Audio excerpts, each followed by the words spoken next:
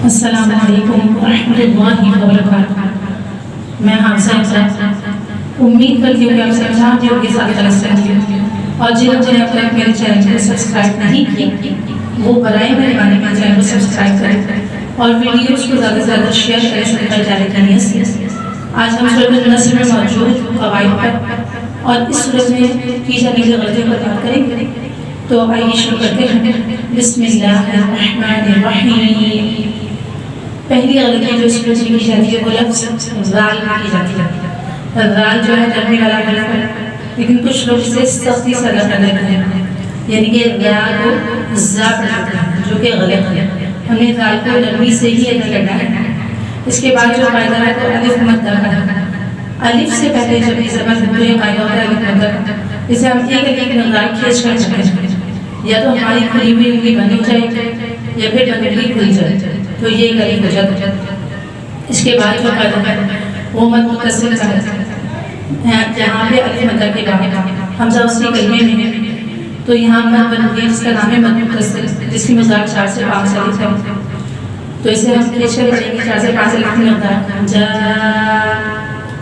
اس کے بعد جو قاعدہ ہے وہ حرف مستعلیہ، یہاں حرف مستعلیہ سے صاد آ رہا ہے، لفظ ہے نصر، لیکن کچھ لوگ اسے نص پڑھ دیتے ہیں، یعنی کہ باریک پڑھ دیتے ہیں۔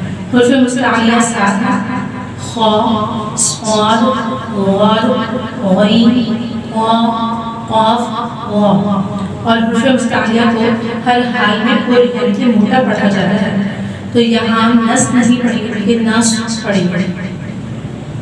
اور اس کے بعد جو قاعدہ ہے وہ لام جلالہ کا ہے۔ لفظ اللہ کے لام سے پہلے حرف کے اوپر پیش ہے، تو لفظ اللہ کے لام کو پوری یعنی کہ موٹا پڑھیں گے اللہ۔ اور اس کے بعد جو قاعدہ ہے وہ حمز کا ہے، تا ساکن، تاکہ وہ یہ جو دال علامت ہے اسے جزم کہتے ہیں، جس حرف پر جزم وہ حرف کہلاتا ہے ساکن۔ تا ساکن میں ہم حمز کرتے ہیں، جیسے فتح۔ اب جو آیا ہے اس میں پہلا قاعدہ ہے را، را کے اوپر زبر ہے تو را کو پر یعنی کہ موٹا پڑھیں گے را۔ اس کے بعد جو قاعدہ ہے وہ یالین کا ہے، یا ساکن سے پہلے حرف کے اوپر زبر ہے تو یہ قاعدہ ہوتا ہے یالین کا، اس کی آواز ہوئی آئی۔ اس کے بعد جو قاعدہ ہے وہ نون مشدد کا ہے، نون کے اوپر یہ جو سائن ہے جو 3 کی طرح بنا ہوا ہے اسے تشدید کہتے ہیں، اور جس حرف پر تشدید ہوگی وہ حرف کہلاتا ہے مشدد۔ نون کے اوپر تشدید ہے تو نون مشدد کہلائے گا، اور نون مشدد کو ہمیشہ غنّے کے ساتھ ادا کیا جاتا ہے۔ غنّے کے معنی ہے ناک میں آواز چھپانا، اور غنّے کی مقدار ایک الف کے برابر ہے، تن۔ اس کے بعد جو قاعدہ ہے وہ الف مدہ کا ہے۔ الف سے پہلے جب بھی زبر ہو تو یہ قاعدہ ہوتا ہے الف مدہ کا، اسے ہم ایک الف کی مقدار کھینچ کر پڑھیں گے نا۔ اس کے بعد جو قاعدہ ہے وہ قلقلہ کا ہے۔ حروف قلقلہ 5 ہیں، قاف، قاف، با، جیم، دال، جن کا مجموعہ ہے قلقلہ جد۔ جب بھی حروف قلقلہ ساکن ہیں تو قلقلہ ہوتا ہے، قلقلہ کے معنی ہے آواز کا پلٹنا، ید۔ اس کے بعد جو قاعدہ ہے وہ واو مدہ کا ہے۔ واو ساکن سے پہلے والے حرف کے اوپر پیش ہو تو یہ قاعدہ ہوتا ہے واو مدہ کا، اسے بھی ہمیں ایک الف کی مقدار کھینچ کر پڑھتے ہیں۔ آگے جو قاعدہ ہے وہ یا مدہ کا ہے، یا ساکن سے پہلے والے حرف کے نیچے جب بھی زیر ہوتی ہے یہ قاعدہ ہوتا ہے یا مدہ کا، اسے ہم ایک الف کی مقدار کھینچ کر پڑھتے ہیں فی۔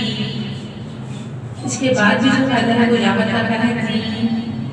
اس کے بعد جو قاعدہ ہے وہ لام جلالہ کا ہے۔ لفظ اللہ کے لام سے پہلے والے حرف کے نیچے زیر ہے تو ہم لفظ اللہ کے لام کو باریک پڑھیں گے نِلّہ۔ اور اس کے بعد جو قاعدہ ہے وہ الف مدہ کا ہے، اور واو، واو کو اردو بھی گولائی سے ادا کرتے ہیں، با نہیں پڑھیں گے اسے وا پڑھیں گے۔ اور الف سے پہلے جب بھی زبر ہو تو یہ قاعدہ ہوتا ہے الف مدہ کا، اسے ہم ایک الف کی مقدار کھینچ کر پڑھتے ہیں۔ اور وقت کی صورت میں جو ہے یہاں پر الف مدہ کا قاعدہ ہوگا، جسے ہم ایک الف کی مقدار کھینچ کر پڑھیں گے جا۔ اب جو ہے اس میں جو پہلی غلطی کی جاتی ہے وہ لفظ ہاں میں کی جاتی ہے۔ کچھ لوگ ہاں کو ہاں کی طرح پڑھ دیتے ہیں جو کہ غلط ہے، فسبح۔ اس کے بعد جو قاعدہ ہے وہ را کا ہے، را کے اوپر زبر ہے تو را کو پورے یعنی کہ موٹا پڑھیں گے ربی۔ اس کے بعد جو ہے را ساکن سے پہلے والے حرف کے نیچے زے ہے تو را کو باریک پڑھیں گے پھر واستغفر اور آخر میں ہاں ہے تو وف کی صورت میں ہاں کی آواز آئے گی لیکن کچھ لوگ اسے ہاں کو واضح نہیں کرتے واستغفر اس کے بعد جو قاعدہ ہے وہ نون مشدد کا ہے نون مشدد کا ہمیشہ غنّے کے ساتھ پڑھا جاتا ہے تو لہٰذا یہاں پہ غنّہ کہیں گے تلفی مقدار ان اس کے بعد جو قاعدہ ہے وہ ہاں کے پر الٹا پیش ہے الٹا پیش کو ایک الف کی مقدار کھینچ کر پڑھتے ہیں اس کے بعد جو قاعدہ ہے وہ الف مدہ کا ہے الف سے پہلے جب بھی زبان سے یہ قاعدہ ہوتا ہے الف مدہ کا اسے ہم ایک الف کی مقدار کھینچ کر پڑھیں گے کا اس کے بعد جو قاعدہ ہے واو واو کے اوپر تجدید ہے واو مشدد ہے تو مشدد حرف کو ہم جماؤں سے پڑھتے ہیں تو اور اس کے بعد جو قاعدہ ہے وہ الف مدہ کا ہے اس لیے ہم واو کو ایک الف کی مقدار کھینچ کر پڑھیں گے وا اور وف کی صورت میں الف مدہ کا قاعدہ ہوگا تو ایک الف کی مقدار کھینچ کر پڑھیں گے باقی توبہ امید کرتی ہوں کہ آپ کو ویڈیو پسند آئی ہوگی ویڈیو پسند آئے تو ویڈیو کو شیئر ضرور کیجیے گا لائک کمنٹ ضرور کیجیے گا مجھے اپنی دعاؤں میں یاد رکھیے گا السلام علیکم ورحمۃ اللہ وبرکاتہ